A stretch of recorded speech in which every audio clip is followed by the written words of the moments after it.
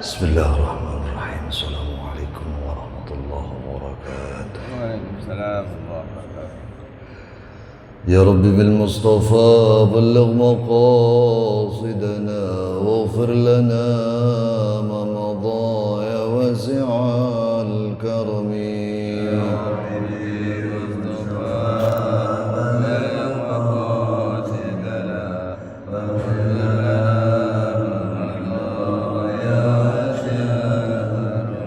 يا أكرم الخلق ما لمن ألوذ به سواك عند حلول الحادث العميم. يا ربي بالمصطفى بلغ مقاصدنا واغفر لنا ما مضى يا واسع الكرم. ولن يضيق رسول الله جاهك بي إذا الكريم تجلى باسم منتقم. يا ربي بالمصطفى بلغ مقاصدنا واغفر لنا ما مضى يا واسع الكرم. محمد سيد الكونين والثقلين والفريقين من عرب ومن عجم. يا ربي بالمصطفى بلغ مقاصدنا واغفر لنا ما مضى يا واسع الكرم. هو الحبيب الذي ترجى شفاعته لكل هول من الأهوال مقتحم. يا ربي بالمصطفى بلغ مقاصدنا واغفر لنا ما مضى يا واسع الكرم. لعل رحمة ربي حين يقسمها تأتي على أزم من عسل والقسم. يا ربي بالمصطفى بلغ مقاصدنا واغفر لنا ما مضى يا واسع الكرم. اللهم صل وسلم وبارك عليه وعلى آله إلى حضرة النبي المصطفى رسول الله محمد بن عبد الله وعلى آله وأصحابه وأزواجه وذرياته وأهل بيته الكرام، ثم إلى مؤلف هذا الكتاب وإلى أرواح مشايخنا وإلى أرواح من أحسن إلينا ومن أوصانا بالدعاء من ليس له سائر لنا ولأحبابنا شيء لله لهم الفاتحة. أعوذ بالله من الشيطان الرجيم. بسم الله الرحمن الرحيم. الحمد لله رب العالمين الرحمن الرحيم مالك يوم الدين. إياك نعبد وإياك نستعين. اهدنا الصراط المستقيم صراط الذين أنعمت عليهم غير المغضوب عليهم ولا الضالين. رب اغفر لنا ولوالدينا آمين.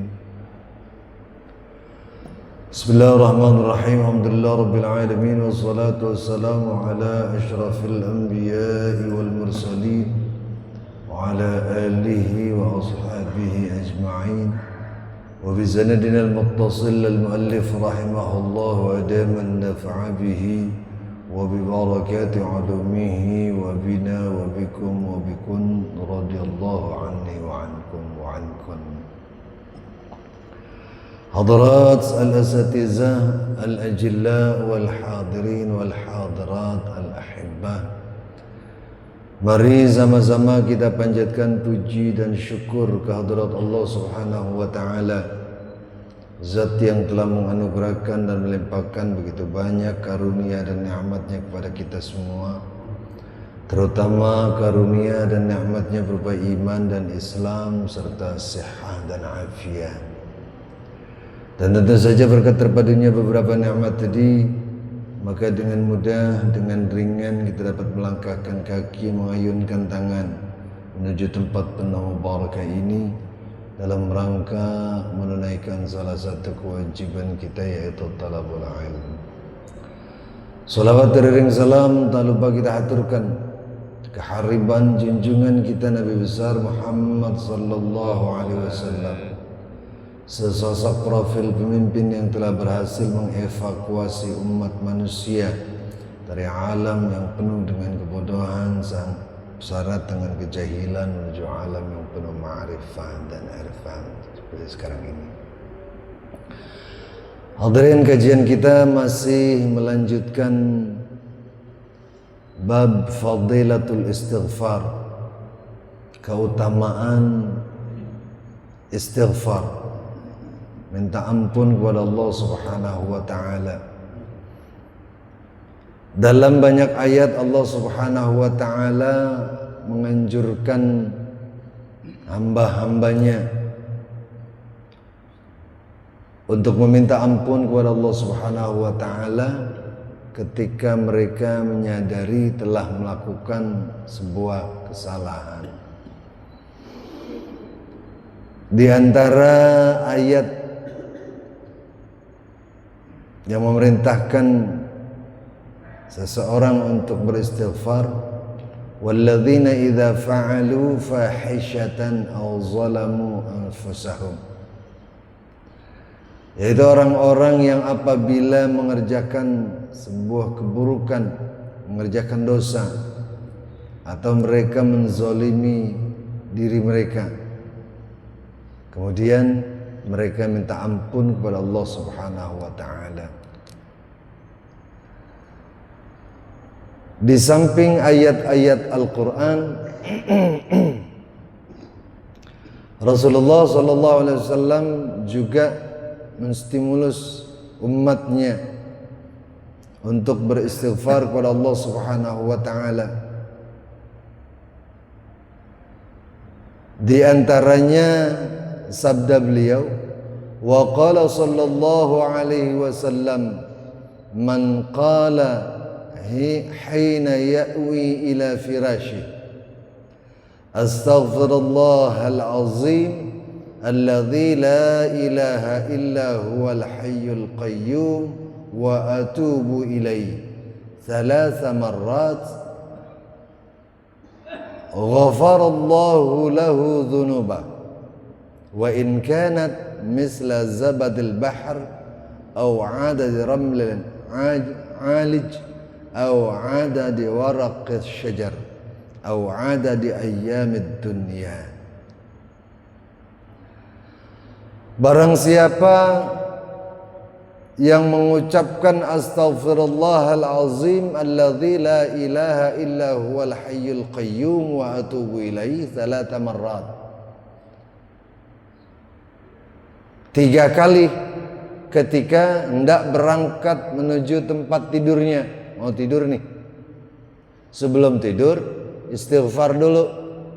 Apa istighfarnya? Astaghfirullahal azim alladzi la ilaha illa huwal hayyul qayyum wa atubu ilaihi. Berapa kali? 3 kali. Ghafarallahu lahu dzunubah, pasti Allah akan mengampuni dosa-dosanya. Wa in kanat mithla zabadil bahr, meskipun dosanya sebanyak buih di lautan. Buih di lautan pernah ngitung nggak? Seberapa banyak? Karena saking banyaknya jadi nggak pernah kita hitung. Atau seperti bilangan butiran-butiran pasir. Pernah ngitung pasir, Pak Haji? Iseng banget ya segala pasir. Kecil, jumlahnya banyak. Kalaupun dosa kita sejumlah itu, sebanyak itu, Allah akan ampuni, dengan catatan sebelum tidur istighfar dulu. Atau kalaupun dosanya sebanyak lembar daun-daun pepohonan, dalam satu pohon aja kira-kira daunnya berapa banyak itu? Belum pernah ngitung juga kita. Kata ngapain, iseng banget. Artinya banyak lah. Meski dosa-dosa kita sebanyak itu, juga Allah ampuni. Atau misalnya sebanyak jumlah hari di dunia, sejak dunia ini diciptakan oleh Allah Subhanahu wa ta'ala, berlangsung hidup dan kehidupan dalam hitungan hari. Udah berapa hari kira-kira? Banyak dah, enggak kehitung juga. Seandainya seseorang melakukan dosa dengan jumlah yang tidak terhitung seperti itu, maka Allah akan ampuni dosa-dosanya. Gampang apa susah? Berat apa enteng? Enteng. Cuman kalau enggak terbiasa, kelupaan lulu. Apalagi kalau pikiran lagi ruwet, banyak yang nagih, udah jatuh tempo. Pikiran lebih fokus kemana? Lebih fokus ke hutang. Padahal mestinya kalau mau hutang-hutangnya lunas, deketin sumber pemberi rezeki siapa? Allah. Tapi ada orang yang beralasan, udah berbagai macam amalan dicoba, udah berbagai macam ayat dibaca, udah berbagai macam sholawat dibaca, belum lunas-lunas juga. Apa kira-kira itu masalahnya? Apa kita digoro-goroin sama guru kita? Bukan sebetulnya. Barangkali yang perlu diluruskan adalah niatnya. Ya. Kalau niatnya benar, tujuannya benar, maka insya Allah apa yang dianjurkan atau diajarkan para ulama bisa terrealisasi dalam kehidupan kita. Astaghfirullahalazim alladzi la ilaha illa huwal hayyul qayyum wa atubu ilaih. Ini kalau kita baca 3 kali lama apa cepet kan? Bentaran banget ya. Astaghfirullahalazim alladzi la ilaha illa huwal hayyul qayyum wa atubu ilaih. Astaghfirullahalazim alladzi la ilaha illa huwal hayyul qayyum wa atubu ilaih. Astaghfirullahalazim alladzi la ilaha illa huwa hayyul qayyum wa atubu ilaih. Cepet banget, nggak kerasa capek, nggak menguras tenaga, nggak menguras energi. Tetapi efeknya Allah akan ampuni dosa-dosa kita sebanyak apapun, sebesar apapun dosa kita. Penting apa enggak sih istighfar sebetulnya? Seperti yang sudah kita bahas di pertemuan sebelumnya, di antara cara kita menghapus dosa yang diajarkan oleh Allah lewat lisan Rasulnya adalah beristighfar. Dengan beristighfar Allah akan ampuni dosa-dosa kita. Dengan tidak memiliki dosa berarti hati kita akan bersih, hati kita akan jernih, dan dengan kejernihan hati inilah kita berkomunikasi kepada Allah. Kalau hatinya bersih dari dosa dan noda, insya Allah komunikasi kepada Allah jauh lebih cepat dan jauh lebih lancar. Barangkali salah satu penyebab dari apa yang kita munajatkan, apa yang kita mintakan kepada Allah dan sampai dengan hari ini belum dikabul, salah satu penyebabnya adalah kotornya hati kita. Nanti di hadis berikutnya ada keterangan orang yang selalu berbuat maksiat berarti dia menciptakan kekeruhan di hatinya. Tetapi keruh di hatinya itu bisa diantisipasi, bisa diatasi dengan memperbanyak istighfar kepada Allah Subhanahu wa taala.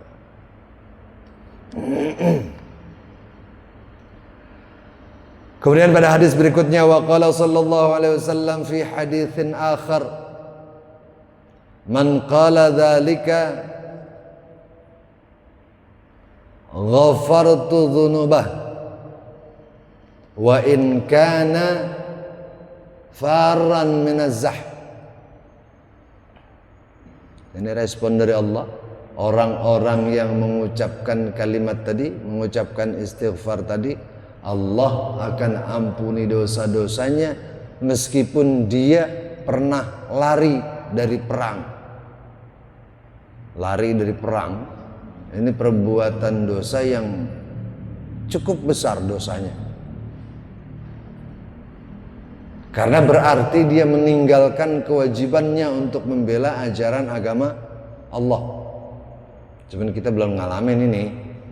Pernah nggak perang atas dasar membela agama? Kayak perangnya para sahabat dulu. Kalau perang itu kan pilihannya cuma dua. Kalau menang insya Allah masih bisa hidup. Kalau kalah ya mati. Atau secakep-cakepnya ditawan dah.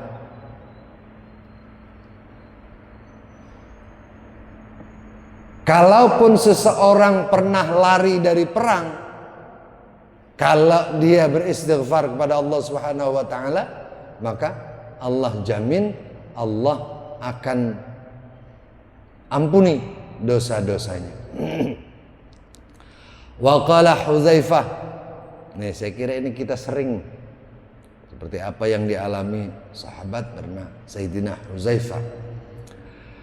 Kuntu ضارب اللسان على أهلي فقلت يا رسول الله لقد خشيت أن يدخلني لسان النار فقال النبي صلى الله عليه وسلم فأين أنت من الاستغفار فإني لا أستغفر الله في اليوم 100 مرة. Kata Hudzaifah,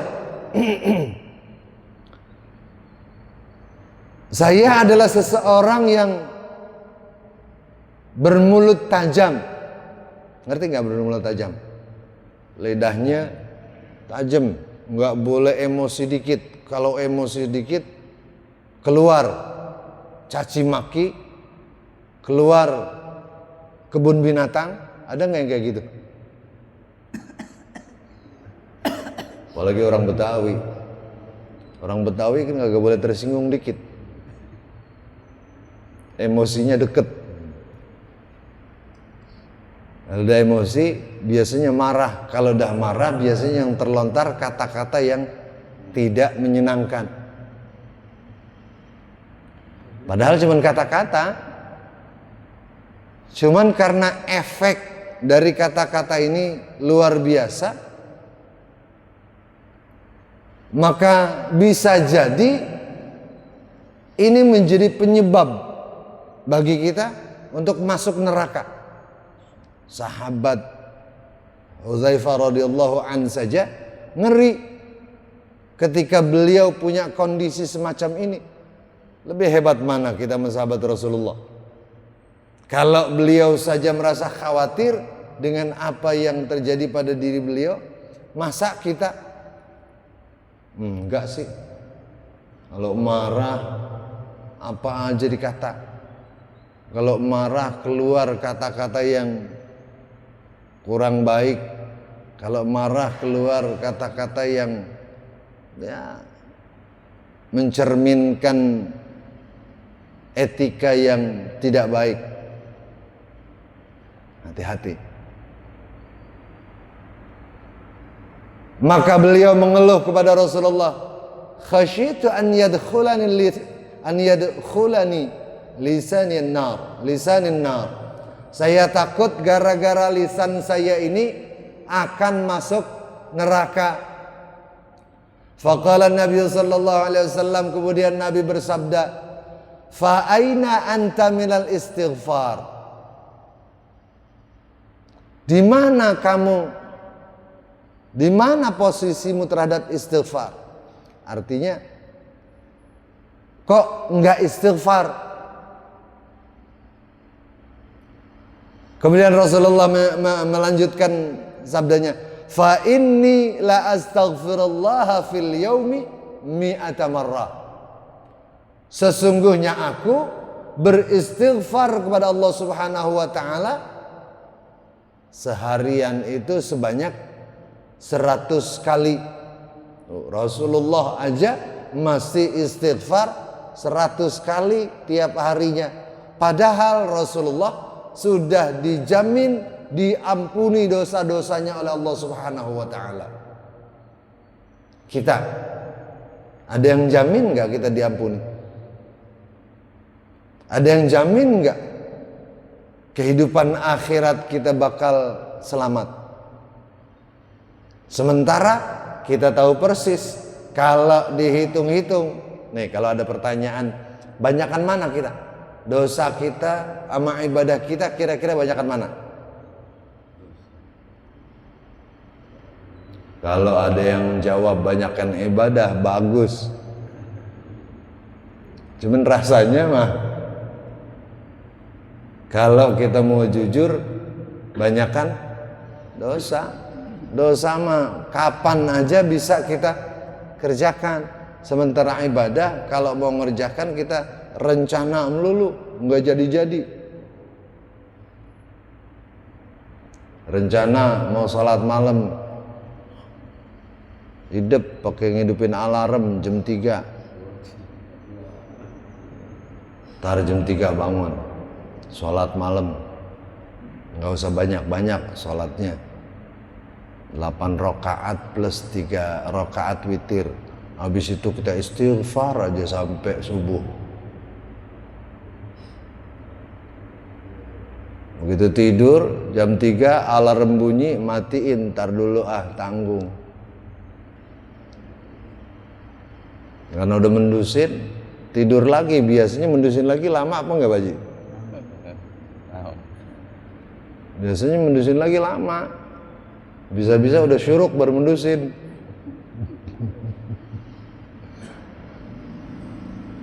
Ujung-ujungnya rencana untuk melaksanakan sholat sunnah gagal. Sholat yang wajib juga hampir kelewat. Atau mungkin kelewat. Artinya perbuatan dosa yang kerap kita lakukan, sering dan banyak, tidak ada jaminan ada yang mengampuni. Sementara dengan istighfar kita cuek, dengan istighfar kita nggak respect, nggak respon.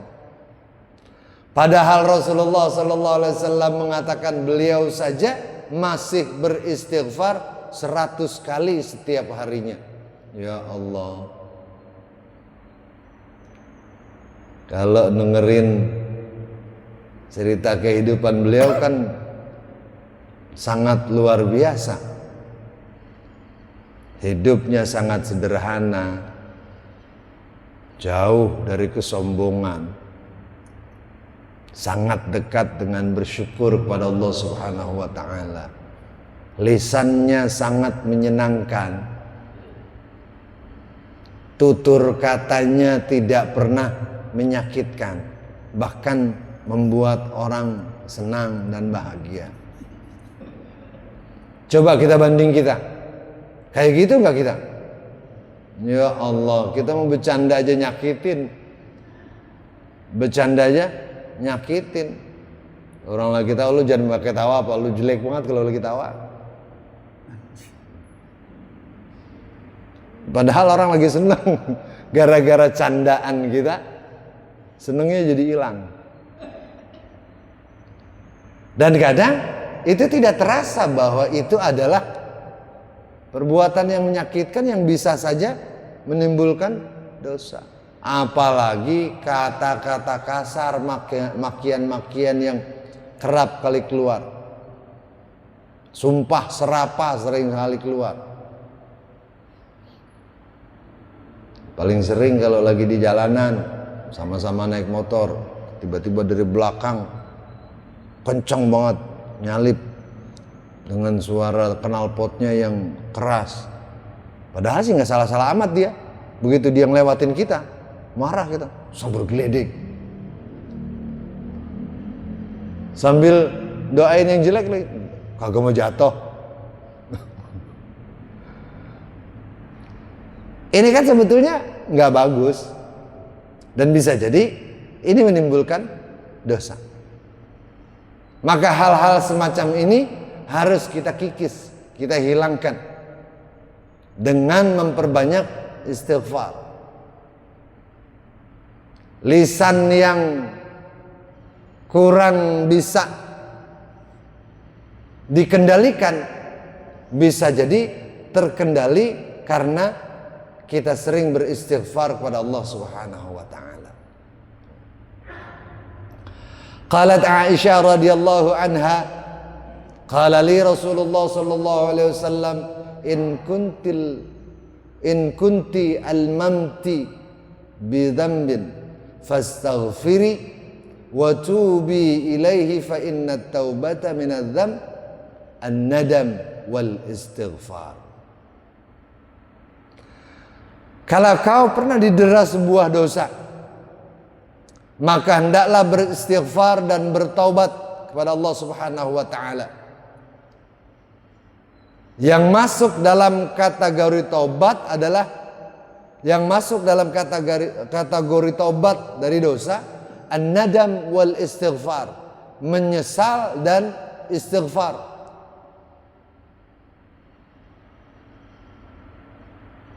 Kalau kita habis melakukan sebuah kezaliman, baik pada diri sendiri atau pada orang lain, ada rasa menyesal nggak?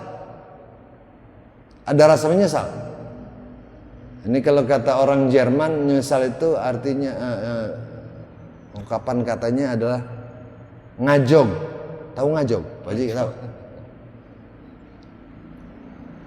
Nyesel, menyesal. Orang Betawi zaman dulu nyebutnya ngajog. Gua ngajog ngerjain ini. Apa artinya? Dibeledik mau dioyok-oyok, lain.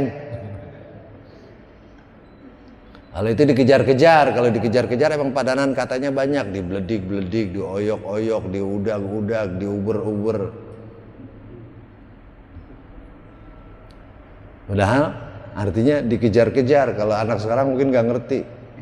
Dibeledik-beledik apaan?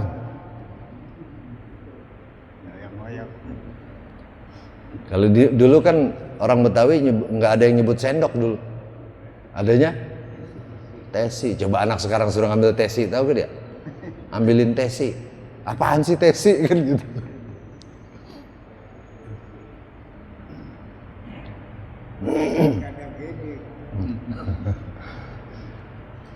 An-nadam wal istighfar, menyesal dan istighfar.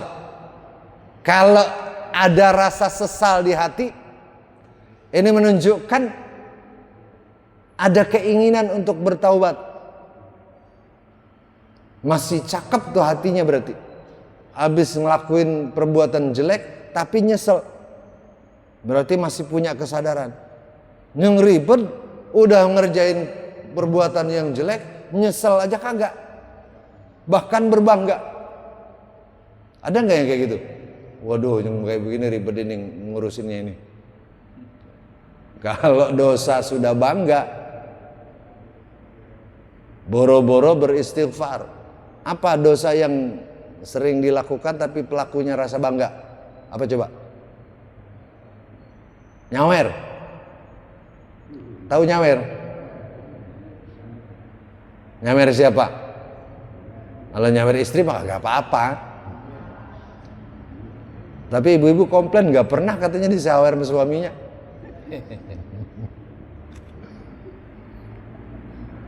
Kadang kan ada orang yang bangga dengan melakukan dosa. Barangkali satu saat kita juga pernah. Ketika ada rasa bangga dalam melakukan dosa, berarti kan tidak ada penyesalan. Ketika tidak ada penyesalan, berarti jauh dari apa yang disebut dengan taubat. Karena indikasi seseorang bertaubat adalah dia menyesal, kemudian dia beristighfar. Nyesal dulu, baru minta ampun. Wa kana sallallahu alaihi wasallam yaqul fil istighfar. Rasulullah sallallahu alaihi wasallam dalam istighfarnya mengucapkan, Allahumma ighfirli khati'ati wa jahli wa israfi fi amri wa ma anta a'lamu bihi minni. Allahumma ighfirli hazli wa jaddi wa khata'i wa amadi wa kullu dhalika indi. Allahumma ighfirli ma qaddamtu wa ma akhkhar wa ma asrartu wa ma a'lan wa ma anta a'lamu bihi minni antal muqaddam wa antal muakhkhar antal muqaddim wa antal muakhir wa anta ala kulli syai' wa anta ala kulli syai'in qadir. Nih istighfarnya Rasulullah. Allahumma ighfirli khati'ati, ya Allah ampunilah kesalahanku. Bukan cuman kesalahan, wa jahli wa israfi, kebodohan dan kelalaianku. Fi amri, dalam urusanku. Wa ma anta a'lamu bihi minni, sedang engkau adalah zat yang lebih mengetahuinya dari aku.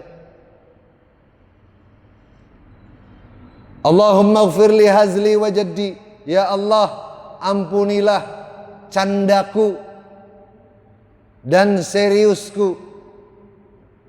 Bercanda, kita sering bercanda, tapi kemudian candaan kita menghasilkan dosa, menyakitkan. Biasanya bercanda yang kayak begini kita tunjukkan untuk seseorang biasanya. Sambil bercanda tapi menghina gitu. Bercanda yang enak nggak gitu kira-kira dengernya? Bagi yang ngucapin enak, tapi buat yang dengerin nggak enak. Makanya Rasulullah detil dalam minta ampun kepada Allah Subhanahu wa taala, disebutkan satu persatunya hal-hal yang mesti dimintakan ampun. Wa khata'i wa amadi, kesalahan dan kesengajaanku, semuanya itu berasal dari diriku. Allahumma ighfirli ma qaddamtu wa ma akhkhar, ya Allah ampunilah aku terhadap apa yang aku percepat dan apa yang aku tunda. Wa ma asrartu wa ma a'lan, apa yang aku lakukan dengan terang-terangan dan apa yang aku lakukan dengan sia-sia, sedang engkau lebih tahu terhadap hal itu dari aku. Engkau adalah zat yang maha pemula dan engkau adalah zat yang maha terakhir. Wa anta ala kulli syai'in qadir, sedangkan engkau zat yang maha mampu melakukan apapun. Ini istighfarnya lumayan panjang. Istighfarnya lumayan panjang, disebutkan satu persatu dengan sangat detil. Ini istighfarnya siapa? Istighfarnya Rasulullah. Padahal Rasulullah, seperti yang saya katakan tadi, beliau sudah digaransi, dijamin oleh Allah diampuni dosa-dosanya pada masa hidupnya, baik yang sudah dilakukan maupun yang belum beliau lakukan. Ini garansi dari Allah Subhanahu wa taala. Tapi beliau masih beristighfar luar biasa. Wa qala Ali radhiyallahu anhu, kuntu rajulan idza sami'tu min Rasulillah sallallahu alaihi wasallam haditsan nafa'ani Allah azza wa jalla bima syaa an yanfa'ani min wa idza haddatsani ahad min ashabihi astahlaftu fa idza halafa saddaqtu. Qala wa haddatsani Abu Bakr wa saddaqa Abu Bakr radhiyallahu anhu qala sami'tu Rasulullah sallallahu alaihi wasallam yaqul ma min 'abdin yudnimu dhanban fayuhsinu tuhur thumma yaqum fayusalli rak'atain thumma yastaghfirullah azza wa jalla illa ghufira lah. Thumma tala qawluhu azza wa jalla walladzina idza fa'alu fahishatan aw zalamu anfusahum astaghfirullah. Kata Sayyidina Ali radhiyallahu an, aku adalah seorang laki-laki yang apabila mendengar dari Rasulullah sallallahu alaihi wasallam sebuah hadis, maka itu memberikan manfaat padaku atau dilaksanakan oleh beliau.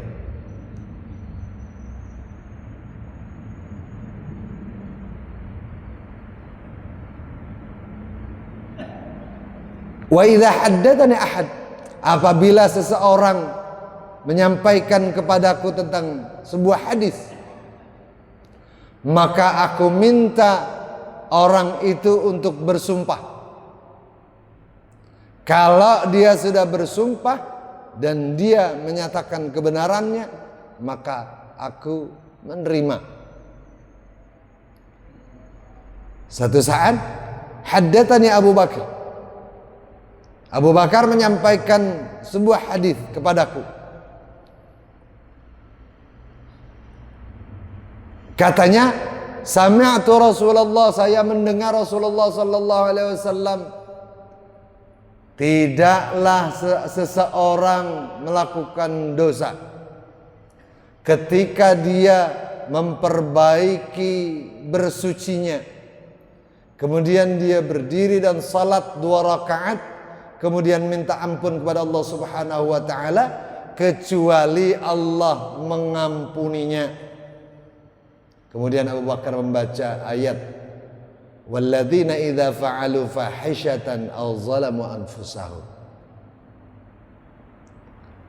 Artinya seseorang yang melakukan perbuatan dosa, baik secara sengaja apalagi secara tidak sengaja, kemudian dia memperbaiki wudhunya. Kata Al-Ghazali dalam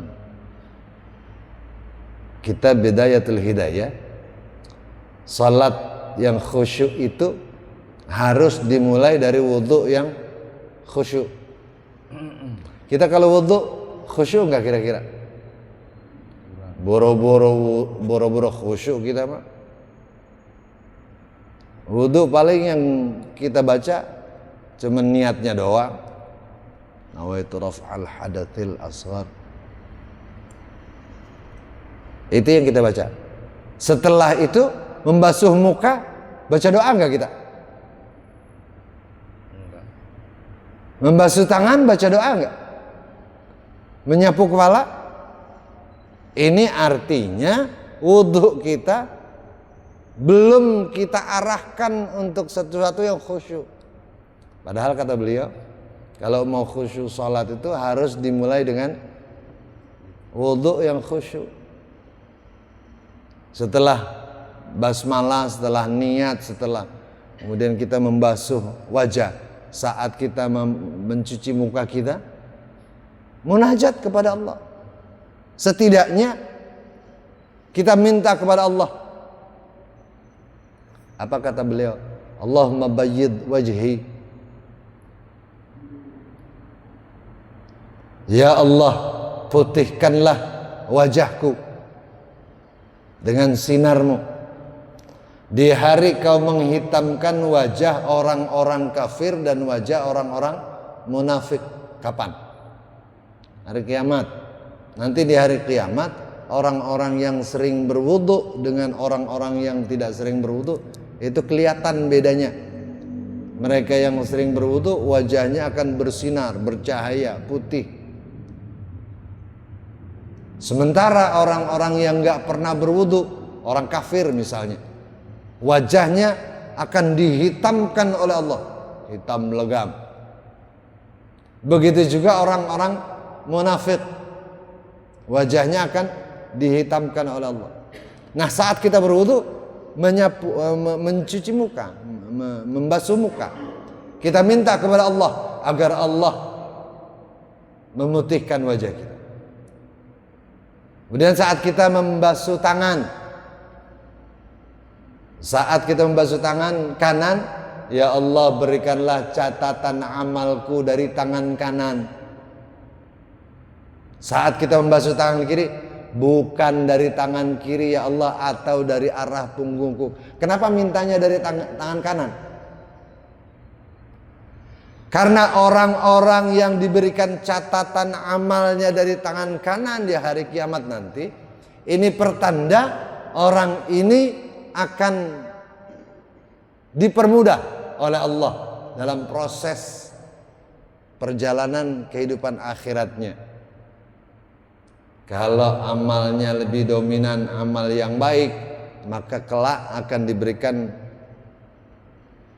amalnya dari tangan kanan. Kalau yang lebih dominannya perbuatan yang tidak baik, maka Allah akan berikan catatan amalnya dari tangan kiri atau dari arah belakangnya, dari punggungnya. Ini kalau udah begini nih alamatus saqawah namanya. Tanda-tanda tidak menyenangkan.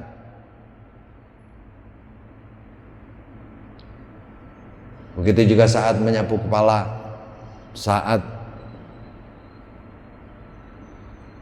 membasuh telinga, membasuh kaki, semuanya ada doa-doanya. Dan kalau ini dibaca menunjukkan kekhusyuan dalam wudhu kita. Ketika dalam berwudhu sudah mulai khusyuk, maka saat kita berdiri menghadap Allah akan jauh lebih khusyuk. Kalau kita makan, kalau lagi wudhu, apalagi wudhu bareng temen, ada nggak yang baca doa? Kagak, paling-paling yang ngobrol. Lagi wudhu ngobrol, mending amat yang diobrolin penting, kagak penting. Yang diobrolin apa? Bola, nonton bola kalau semalam. Gue sebel banget, gue pengennya Iran menang, kalah. Lagi wudhu, yang diobrolin bola. Khusyuk gak itu wudhunya? Boro-boro khusyuk.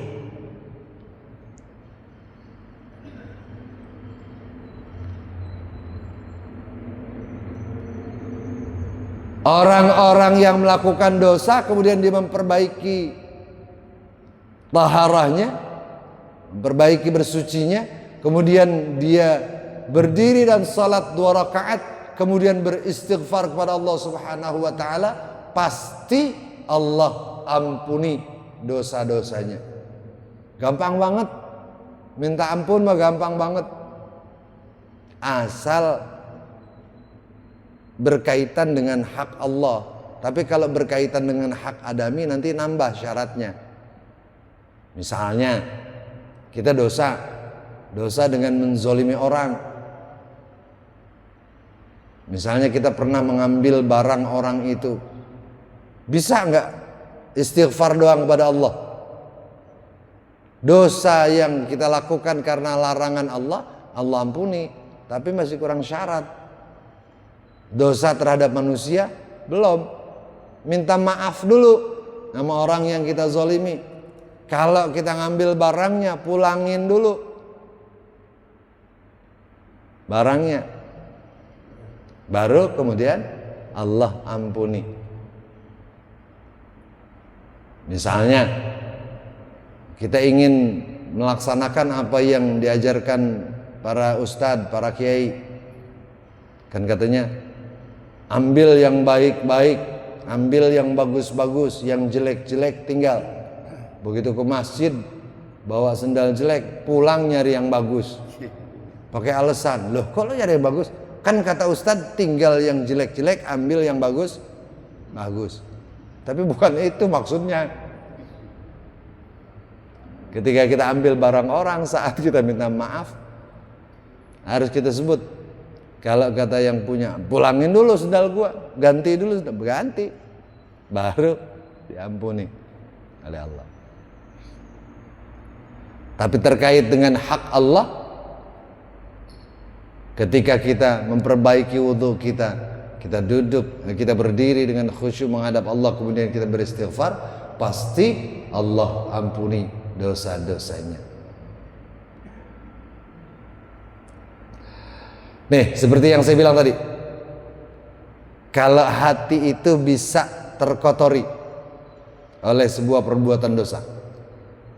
Wa ruya Abu Hurairah 'an Nabi sallallahu alaihi wasallam annahu qala innal mu'min idza adnaba dhanban kanat naktatun sauda fi qalbihi fa in ya'ti wa naza wa astaghfara suqila qalbuhu minha fa in zadat hatta tughallifa qalbah.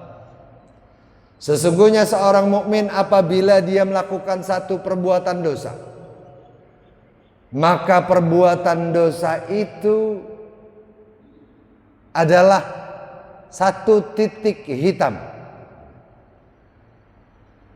di hatinya, noda hitam yang mengotori hatinya.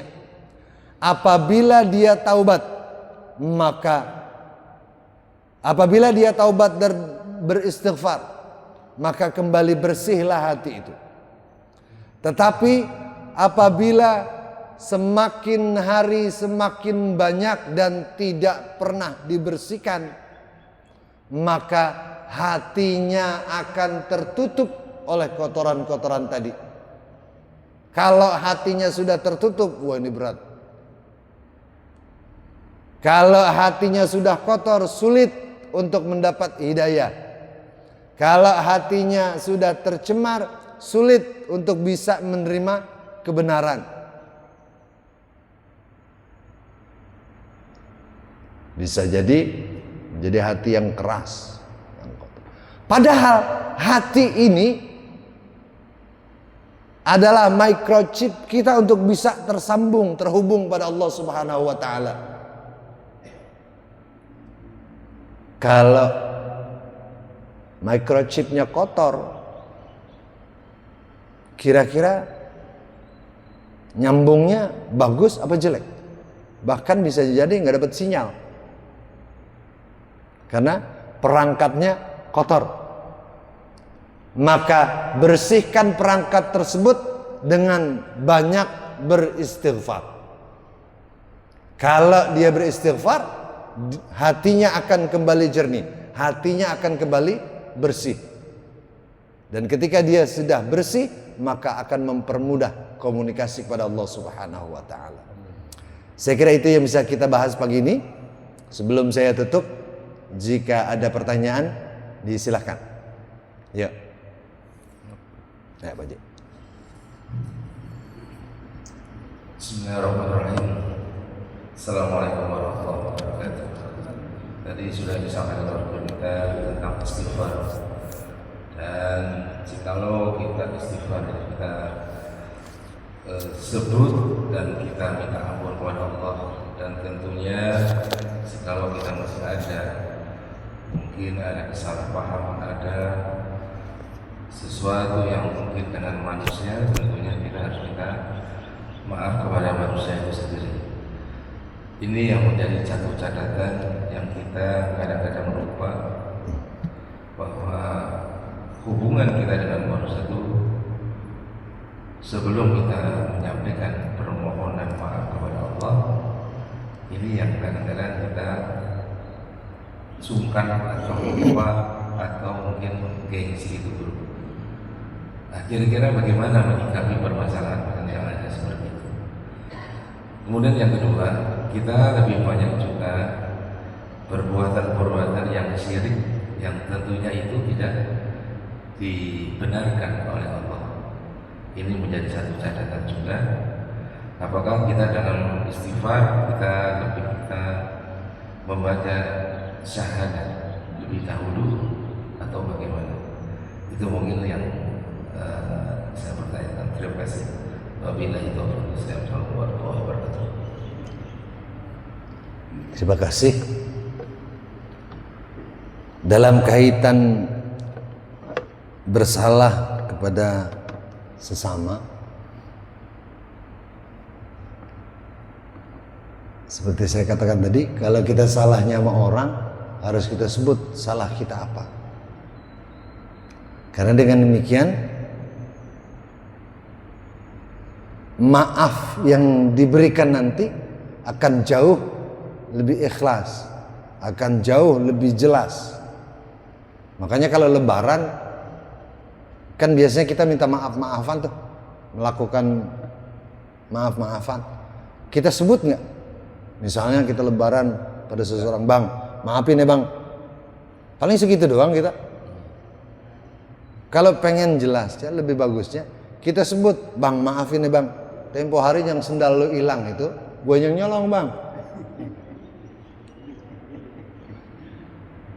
Kalau emang dia bilang, ya udah nggak apa-apa, udah lewat, gue ikhlas, selesai urusan. Tapi kalau dia bilang, oh nggak bisa begitu, maaf sih maaf, gue maafin, tapi sendal gue ganti dulu. Kan ada syaratnya berarti. Nah syaratnya ini harus ditutupi dulu, dipenuhi dulu, baru kemudian dimaafkan.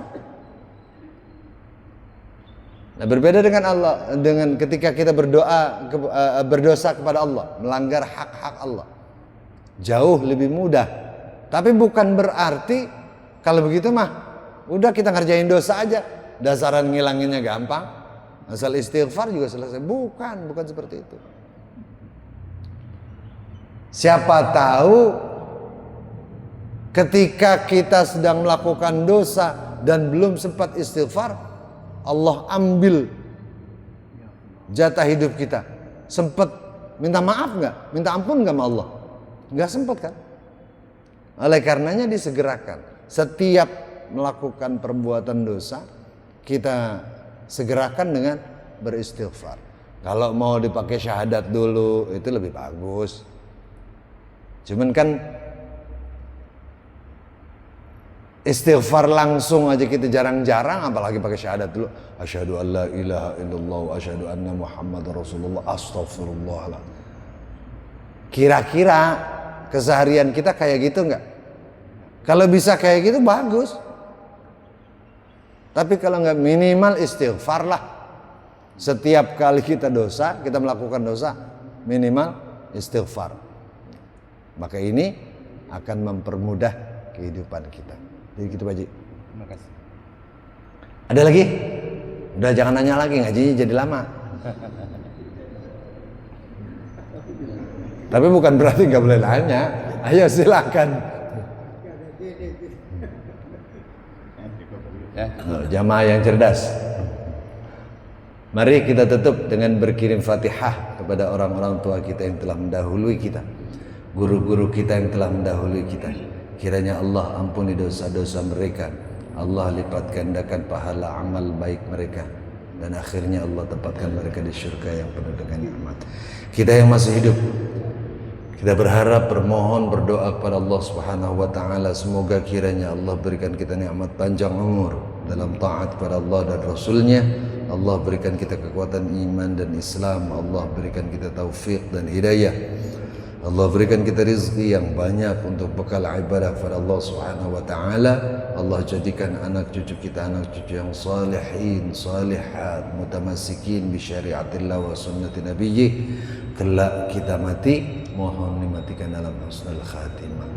Ala hazihi niyyah wa ala kulli niyyatin salihah wa ala niyatil qabul wa tamami kulli sul wa ila hadratir rasul sallallahu alaihi wasallam. شيء لله لهم الفاتحة. أعوذ بالله من الشيطان الرجيم. بسم الله الرحمن الرحيم. الحمد لله رب العالمين الرحمن الرحيم مالك يوم الدين. إياك نعبد وإياك نستعين. اهدنا الصراط المستقيم صراط الذين أنعمت عليهم غير المغضوب عليهم ولا الضالين. رب اغفر لنا ولوالدينا آمين يا أرحم الراحمين يا أرحم الراحمين يا أرحم الراحمين. فرج على المسلمين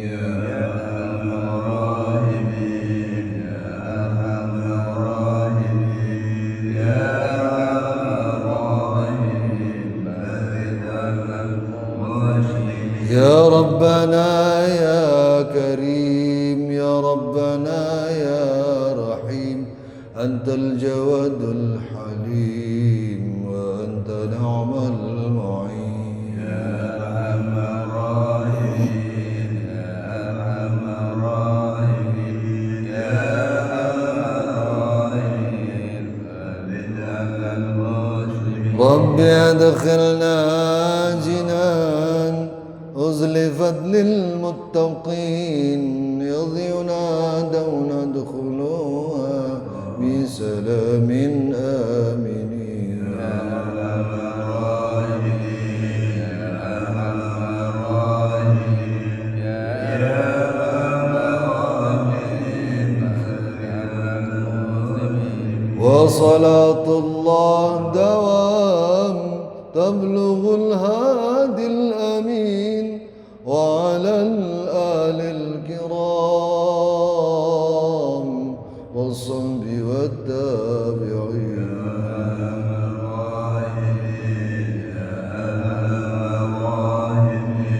يا أرحم الراحمين فرج. ربنا آتنا في الدنيا حسنة وفي الآخرة حسنة وقنا عذاب النار. ربنا وآتنا ما وعدتنا على رسلك ولا تخزنا يوم القيامة إنك لا تخلف الميعاد. ربنا اغفر لنا ولإخواننا الذين سبقونا بالإيمان ولا تجعل في قلوبنا غلا للذين آمنوا ربنا إنك رؤوف رحيم. وصلى الله على سيدنا مولانا محمد وعلى آله وصحبه وسلم. دعواهم فيها سبحانك اللهم وتحيتهم فيها سلام. وآخر دعوانا أن الحمد لله رب العالمين. هدانا الله وإياكم. Mohon maaf atas segala kesalahan dan kekurangan. Wallahul muwaffiq ila aqwamit thoriq. Wassalamualaikum warahmatullahi wabarakatuh.